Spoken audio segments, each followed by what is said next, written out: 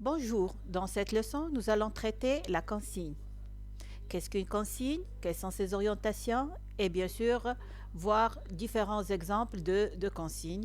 Quel est le temps qu'il faut utiliser pour une consigne? Pourquoi ce sujet? Tout simplement parce que pour certains, ils ont du mal à comprendre la consigne et par la suite, ils donnent des explications qui sont erronées et pour eux, qu'ils sont sûrs de leur réponse. Ceci va leur éclaircir un petit peu à mieux comprendre et saisir la consigne.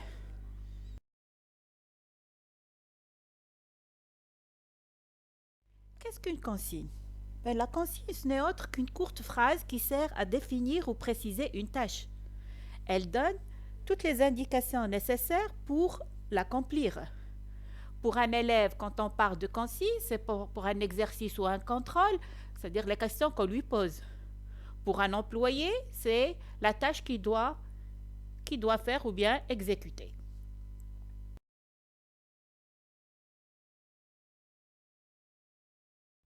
Dans une consigne, deux temps ils sont utilisés, soit le mode impératif, soit le mode infinitif.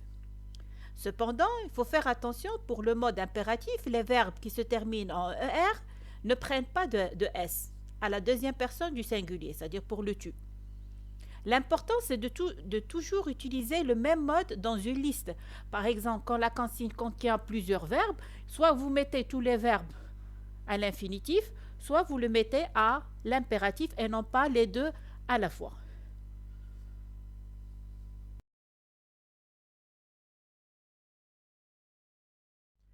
Un verbe à l'impératif, il exprime le plus souvent un ordre. Quand on dit bien sûr l'impératif, c'est un ordre ou une interdiction. Par contre, si on utilise l'infinitif, c'est la forme nominale du verbe, sans indication ni de personne ni de nombre.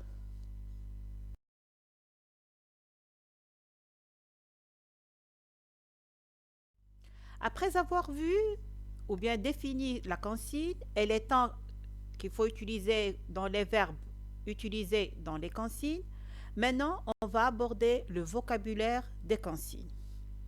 Les consignes, ils peuvent se regrouper en deux grandes catégories qui correspondent à deux orientations différentes, soit une orientation explicative, soit une orientation critique.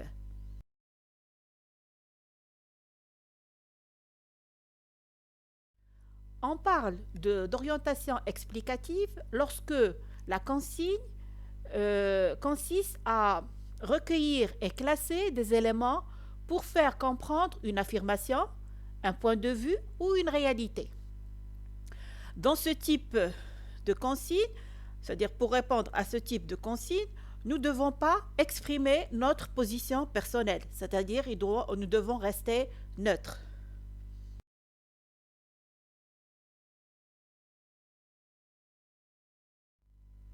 Lorsque la consigne a une orientation critique, vous devez non seulement faire comprendre une affirmation ou un point de vue, mais vous devez également défendre une position personnelle, faire preuve d'esprit critique, c'est-à-dire mesurer, évaluer la part de vrai ou de faux, d'exactitude ou d'inexactitude de cette affirmation. Nous allons présenter bien sûr ici par ordre alphabétique les principales activités qu'on va retrouver dans les consignes, tout en indiquant pour chacune son orientation, soit critique, soit explicative.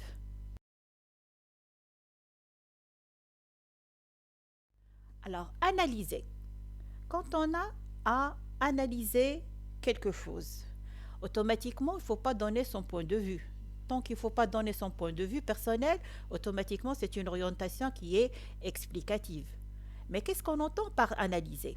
Analyser, ce n'est autre que décomposer un ensemble en ses éléments essentiels en faisant ressortir les liens entre eux. Examiner chacune de ces parties. L'analyse va plus loin que la description, car elle décompose l'objet en parties. Elle se distingue de l'explication en ce qu'elle ne cherche pas l'origine, le fonctionnement et le but, mais elle divise l'être ou la situation ou l'objet pour mieux les comprendre.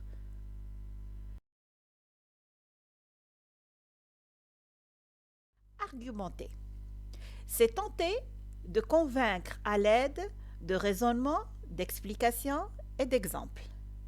L'argumentation se distingue de la démonstration ou de la preuve parce qu'elle est toujours basée sur des raisonnements et non pas sur des faits.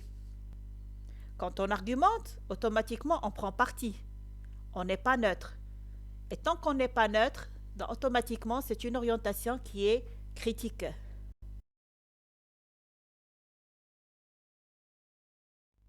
Caractériser.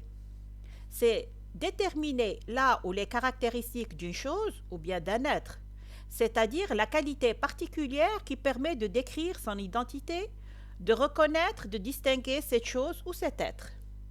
Puisqu'une caractéristique se rapporte à l'identité, à l'être, elle se formule par un adjectif ou par le nom correspondant à l'adjectif. Elle ne peut pas, par définition, se formuler par un verbe d'action. Donc, c'est une orientation qui est explicative.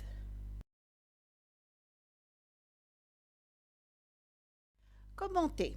Donc, commenter, c'est un peu plus compliqué parce que c'est aussi bien une orientation explicative et aussi critique selon le contexte où il est utilisé.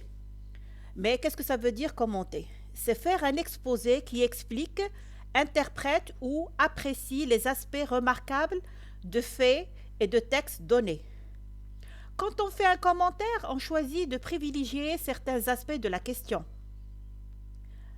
Par exemple, si je prends le contexte scolaire ou bien dans la vie de tous les jours, commenter, elle a un sens différent. Dans la vie de tous les jours, commenter, c'est donner son avis, faire une remarque personnelle.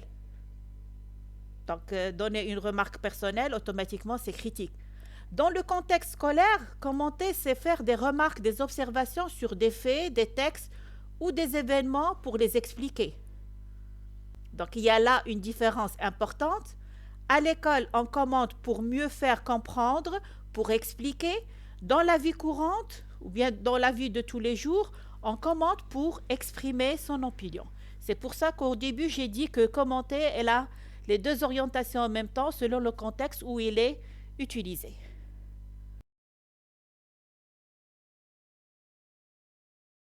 Comparer. Comparer, bien sûr, c'est mettre en évidence les rapports de ressemblance et de différence entre deux ou plusieurs éléments. Puisque ici, on ne fait que mettre en relief ces rapports-là, c'est une orientation qui est explicative.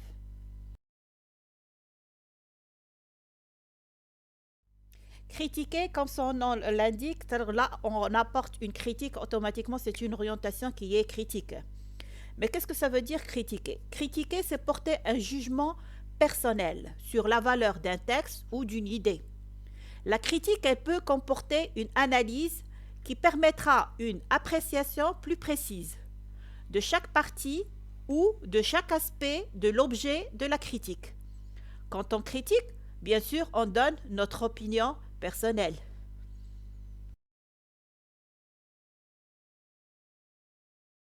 Décrire, c'est une orientation qui est explicative du fait que qu'on ne fait que détailler les caractéristiques et les particularités, soit d'une chose ou d'un être ou d'un phénomène, de façon à les rendre reconnaissables.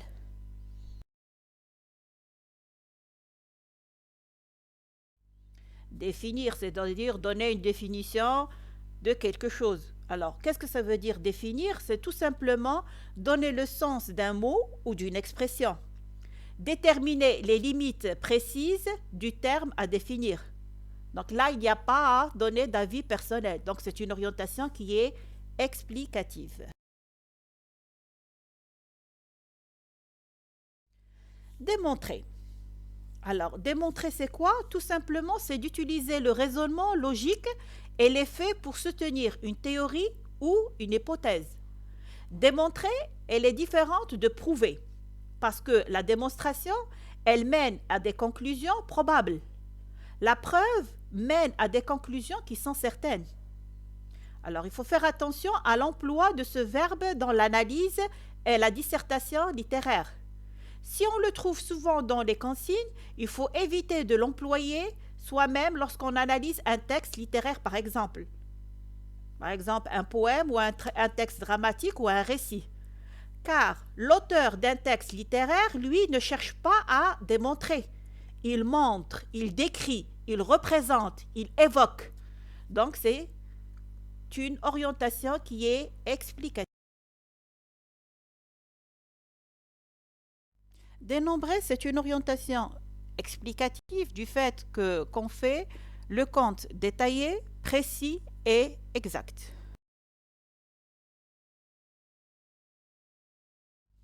Développer, c'est exposer en détail, étendre en donnant plus de détails.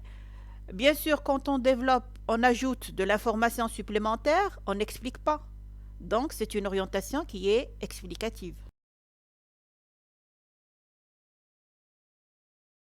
Discuter, c'est une orientation qui est critique du fait qu'on fait un débat des pour et des contre d'une idée. Discuter, bien sûr, c'est différent d'argumenter, car l'argumentation, c'est une prise de position pour ou contre. Par contre, la discussion est plus neutre. On doit faire valoir ces deux aspects équitablement.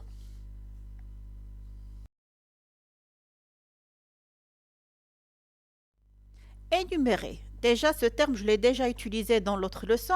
Qu'est-ce que ça veut dire énumérer? Tout simplement, c'est de nommer tous les éléments d'une chose sans faire de commentaire.